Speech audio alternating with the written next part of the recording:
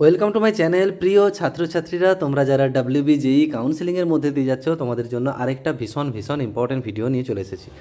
তো বেসিক্যালি আজকের এই ভিডিওর টপিক কিন্তু কারা মপ আপ রাউন্ডে যেতে পারবে বা কারা মপ আপ রাউন্ডে যেতে পারবে না। তবে এই আনুষঙ্গিক আরও কিছু কথা বলে দিই। এখন সেকেন্ড রাউন্ড চলছে, বর্তমানে সেকেন্ড রাউন্ডের আজকে লাস্ট, এবং মপ আপ রাউন্ড কিন্তু এরপরে যারা মপ আপ রাউন্ডে যাবে, কারা এলিজিবল যাওয়ার জন্য সেটা আমি একটু পরে বলছি কারা যেতে পারবে। তবে এটা বলে রাখি, মপ আপ রাউন্ড কিন্তু একটা একদম ফ্রেশ একটা রাউন্ড, যেখানে আগে রাউন্ডে কি হয়েছে না হয়েছে সেগুলোতে কিন্তু তেমন কিছু এফেক্ট করবে না। কারণ এখানে যে হয় নতুন করে আবার চয়েস ফিলিং। অনেকে এভাবে ভাবছে যে মপ আপ রাউন্ডে যে কি আগের যে চয়েস ফিলিংটা ছিল আমার, তাতে তো আমি কোনো কলেজ পেলাম না, বা যে কলেজগুলো পেয়েছিলাম সেগুলো কি মপ আপ রাউন্ডে আবার দেওয়া যাবে? বা হয়তো দেখা যাবে সে চয়েস ফিলিংয়ে কিছু কলেজ পেয়েছিল ফার্স্ট রাউন্ডে, তারপরে আবার সেকেন্ড রাউন্ডও দেখেছে, তারপরে ভাবছে যে মপ আপ রাউন্ডে যাবে। তাহলে ভাবছে যে আগের রাউন্ডে যে কলেজগুলো আমি লিস্টে দিয়েছিলাম বা যেই কলেজগুলো লিস্টে দেওয়ার পরে পেয়েও গেছিলাম, সেগুলোও কি দিতে পারবো? ইয়েস, মপ আপ রাউন্ডে তুমি যে কোনো কলেজ, চয়েস ফিলিংয়ের যে কোনো কলেজ দিতে পারবে, তোমাদের কোনো অসুবিধে হবে না। এবার কারা মপ আপ রাউন্ডে যেতে পারবে সেটা নিয়ে বলবো। তবে তার আগে আরও কয়েকটা জিনিস ছোট ছোট রয়েছে। যেমন আজকে সেকেন্ড রাউন্ড হয়ে গেল, অনেকে বলছে যে ফার্স্ট রাউন্ডে কেউ হয়তো কোনো সিট পায়নি, ঠিক আছে, সেকেন্ড রাউন্ডে সে সিট পেয়েছে, সেক্ষেত্রে তাকে বলেছিলাম 5,000 টাকা দিয়ে তোমাদের কিন্তু এই কাউন্সেলিং ফিসটা যেটা 5,000 টাকা দিয়ে কিন্তু সিট অ্যালটমেন্ট যেহেতু হয়েছে, 5,000 টাকা দিয়ে তোমাকে কিন্তু সিটটা করতে হবে, আপগ্রেডেশনও করতে পারো অথবা তোমরা ভর্তিও হতে পারো। এবারে যারা প্রথমে সেকেন্ড রাউন্ডে পেয়েছে, তোমাদের কিন্তু ডকুমেন্ট ভেরিফিকেশান করে চলে আসতে হবে 5,000 টাকা দিয়ে, এটা করতেই হবে।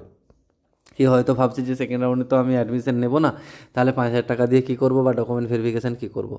যদি সেকেন্ড রাউন্ডে তোমার ফার্স্ট টাইম কলেজ আছে, ফ্রেশ অ্যালটমেন্ট হয়, ফার্স্ট রাউন্ডে হয়তো কোনো কলেজ পাওনি, সেকেন্ড রাউন্ডে ফ্রেশ অ্যালটমেন্ট হয়েছে, সেক্ষেত্রেও কিন্তু তোমাকে ডকুমেন্ট ভেরিফিকেশান করতে যেতে হবে। ভর্তি হতে চাইলে ভর্তি হয়ে যাবে, ভর্তি হতে না চাইলে ডকুমেন্ট ভেরিফিকেশান করে তোমাকে কিন্তু 5,000 টাকা দিয়ে আসতে হবে।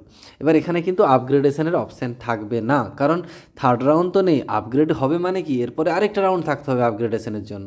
এখানে তো যেহেতু থার্ড রাউন্ড নেই, অনেকে প্রশ্ন করছিল যে আমি ফার্স্ট টাইম হয়তো কলেজ পেয়েছি, বা এক্ষেত্রে কি আপগ্রেডেশন করতে হবে না নো আপগ্রেডেশন করতে হবে? এক্ষেত্রে কিচ্ছু করতে হবে না, ডকুমেন্ট ভেরিফিকেশান করে চলে এসো, শুধুমাত্র 5,000 টাকা দিয়ে ডকুমেন্ট ভেরিফিকেশান করে চলে আসলেই হবে।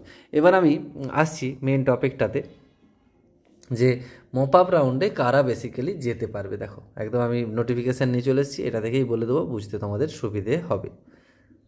দেখো, প্রথমত mop up round, participation in mop up round is optional, এটা বলা আছে। মানে অপশনাল মানে মপ আপ রাউন্ডে যে সবাইকে পার্টিসিপেট করতেই হবে তা কোনো ব্যাপার নেই, যারা ইচ্ছুক তারা পড়বে। এবারে ইচ্ছা হলেই তুমিও সবাই কিন্তু পারবে না, তার জন্য কিছু কন্ডিশনস রয়েছে, এলিজিবিলিটি ক্রাইটেরিয়া রয়েছে। দেখো, বেসিক্যালি যেটা আমি বলতে চাইছি একদম শর্টে বলে দিচ্ছি, মপ আপ রাউন্ডে কারা যেতে পারবে। যারা ফার্স্ট রাউন্ড সেকেন্ড রাউন্ডে এখনও পর্যন্ত কলেজে ভর্তি হওনি, কোনো কলেজে এখনও পর্যন্ত ভর্তি হওনি, তারাই কিন্তু বেসিক্যালি যেতে পারবে মপ আপ রাউন্ডে। একদম শর্টকাটে ভাবতে হলে এটাই, যে যারা এখনও পর্যন্ত কোনো কলেজে ভর্তি হলে না ফার্স্ট রাউন্ড সেকেন্ড রাউন্ডে, তারা মপ আপে যেতে পারবে। যারা ভর্তি হয়ে গেছো তারা কিন্তু মপ আপ রাউন্ডে কোনোভাবেই যেতে পারবে না, ঠিক আছে? কলেজে ভর্তি হয়ে গেলে আর যেতে পারবে না। দেখো বলে দিচ্ছি, 1 নম্বরে আছে, দেখো, all candidate allotted seats paid seat acceptance fees either round 1, 1 minute,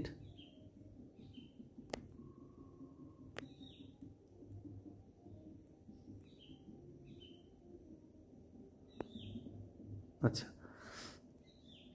এটা 1 নম্বরটা, অল ক্যান্ডিডেটস অ্যালোটেড সিট, অর্থাৎ সে সমস্ত ক্যান্ডিডেটরা যারা সিট পেয়েছিল, পেড সিট অ্যাকসেপ্টেন্স ফিস অর্থাৎ 5,000 টাকা দিয়েছিল রাউন্ড 1 অথবা রাউন্ড 2তে, বাট নট টেকেন অ্যাডমিশন, কিন্তু তারা ভর্তি হয়নি, তারা যেতে পারবে মপ আপ রাউন্ডে, ভর্তি হওয়া চলবে না।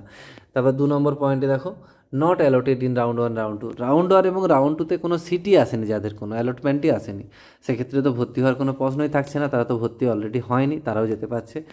3 নম্বর, ক্যান্ডিডেট নট রেজিস্টার্ড আর্লিয়ার, অর্থাৎ কিছু ক্যান্ডিডেট আছে যারা WBJEE-তে র্যাঙ্ক করেছে কিন্তু কাউন্সিলিংয়ে বসেইনি, অর্থাৎ প্রথমবারে যে রেজিস্ট্রেশন চয়েস ফিলিং হয়েছিল সেখানে অংশই নেয়নি, তারাও কিন্তু এক্ষেত্রে অংশ নিতে পারবে। এটা একটা বলেছিলাম, ফ্রেশ একটা রাউন্ড শুরু হতে চলেছে মপ আপ রাউন্ডের মাধ্যমে। তার all registered candidate except those who have not led to exit withdrawn from the counselling. যারা কাউন্সিলিং থেকে বেরিয়ে যায়নি তারাই শুধুমাত্র অংশগ্রহণ করতে পারবে। এবার বলে রাখি, যারা আগে রেজিস্টার করেছিল ফার্স্ট টাইম, যে চয়েস ফিলিং হয়েছিল, কাউন্সিলিং যে চলছে তাতে যারা রেজিস্ট্রেশন করেছিল তাদের কিন্তু মপ আপ রাউন্ডের জন্য মাত্র 200 টাকা দিয়ে রেজিস্ট্রেশন করতে হবে।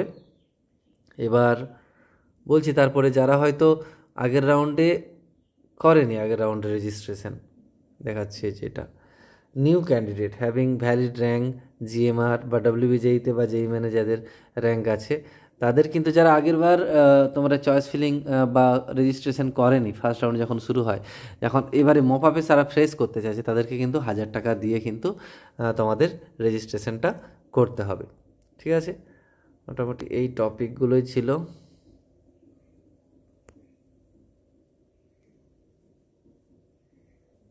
এখানে আরেকটা জিনিস বলে রাখি, যারা হয়তো ফার্স্ট রাউন্ড সেকেন্ড রাউন্ডে যাদের কোনো সিট আসেনি, হয়তো কোনো অ্যালটমেন্ট আসেনি, সেক্ষেত্রে তারা ডকুমেন্ট ভেরিফিকেশান করেনি। যারা অ্যালটমেন্ট এসেছিলো ফার্স্ট বা সেকেন্ড রাউন্ডে তারা তো ডকুমেন্ট ভেরিফিকেশান করেছে, 5000 টাকা দিয়েও দিয়েছে।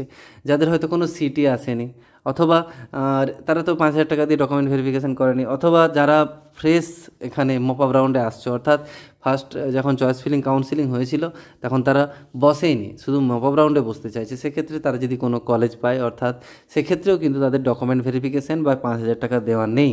যদি তাহলে মপ আপ রাউন্ডে প্রথমবার কোনো কলেজ পায় মপ আপ রাউন্ডে এসে, সেক্ষেত্রে কিন্তু ডকুমেন্ট ভেরিফিকেশান করতে হবে এবং 5000 টাকা কিন্তু সিট অ্যাকসেপ্টেন্স ফিসটা দিতে হবে, এটা মাথায় রাখতে হবে।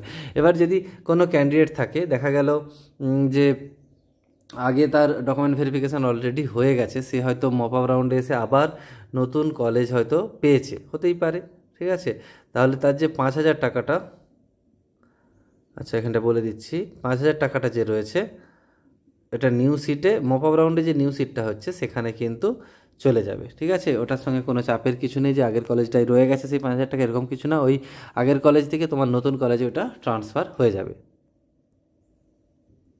আর এই যে মপ আপ রাউন্ডটা হতে চলেছে রিসেন্টলি, সেটাই কিন্তু লাস্ট হচ্ছে যে round. There will be only one mop up round and it will be the last and final round. তো এর পরবর্তী সময়ে যদি কোনো ভ্যাকেন্সি থাকে, সেগুলো হয়তো কলেজগুলো ডিসেন্ট্রালাইজভাবে সেগুলোতে কিন্তু ভ্যাকেন্সিগুলো ফিল আপ করা হবে। এবার ডিসেন্ট্রালাইজ কাউন্সিলিং কি, সেই রিলেটেড আগের বছর ভিডিও বানিয়েছিলাম, আবার বানিয়ে দেবো। এই ক্ষেত্রে কী হয়, ডিসেন্ট্রালাইজে এই মপ আপের পরে যদি কোনো সিট খালি থাকে কীভাবে ভর্তি হতে পারবে, সেক্ষেত্রে কলেজগুলো ডেট দিয়ে দেবে। ধরো heritage college, heritage institute of technology, HIT college হয়তো একটা ডেট দিয়ে দিল যে ওই ডেটে আমাদের এই ভ্যাকেন্সি রয়েছে, এই ভ্যাকেন্সিগুলো ফিল আপ করবো। সেদিন ওই ডিসেন্ট্রালাইজ মানে এটা এখনও পর্যন্ত সেন্ট্রালাইজ কাউন্সিলিং, অর্থাৎ সমস্ত কলেজ একসাথে হচ্ছে। সেক্ষেত্রে ডিসেন্ট্রালাইজ মানে হয়তো হেরিটেজ তার একটা ডেট দিয়ে দিল, সেই ডেটে যে ওই কলেজে সরাসরি যেয়ে তুমি ভর্তি হতে পারবে, এরকম কিন্তু ডিসেন্ট্রালাইজ কাউন্সিলিং এর পরবর্তী সময়ে হবে। এখানে দেখো প্রসেস নিয়ে আরও কিছু কথা বলা আছে, ওগুলো আমি জাস্ট একটু আলোচনা করে দিচ্ছি যদি কারো কোনো আরও এখনও পর্যন্ত ডাউট থেকে থাকে। বলছে আউটকাম কী কী হবে মপ আপ রাউন্ডের, তবে দেয়ার এক minute, those who did not complete admission in round 1, round 2, round 1, round 2তে অ্যাডমিশন কমপ্লিট করনি, for allotment being cancel during document verification, document verification অনেকের সমস্যা হয়তো হয়েছিল, and thus were eligible for mop up round, তারাও কিন্তু mop up রাউন্ডের জন্য এলিজিবল, হয়তো ডকুমেন্ট ভেরিফিকেশানের প্রবলেম হয়েছিল আবার ঠিক করে নিয়েছে সব, তারাও কিন্তু এলিজিবল।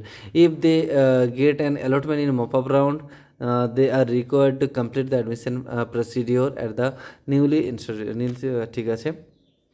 দোজ 2 নম্বরটা বলছি, দোজ হু, বারবার সমস্যা হচ্ছে একটা, 2 নম্বরে দেখো, those who have got fresh allotment in mop up round must pay seat acceptance fees 5000, ঠিক আছে, এটা কিন্তু পে করতে হবে এবং ডকুমেন্ট ভেরিফিকেশান করতে হবে ওই কলেজে যেখানে তুমি ভর্তি হতে চাও, যেখানে মপ আপ রাউন্ডে পেয়েছো।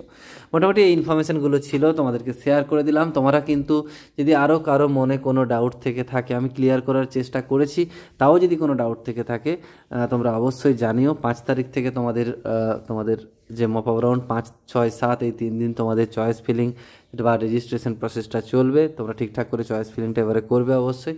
আশা করি প্রত্যেকেরই ভালো কলেজ হবে। এখানে রাখলাম, সবাই খুব ভালো থেকো, সুস্থ থেকো, থ্যাঙ্কস ফর ওয়াচিং।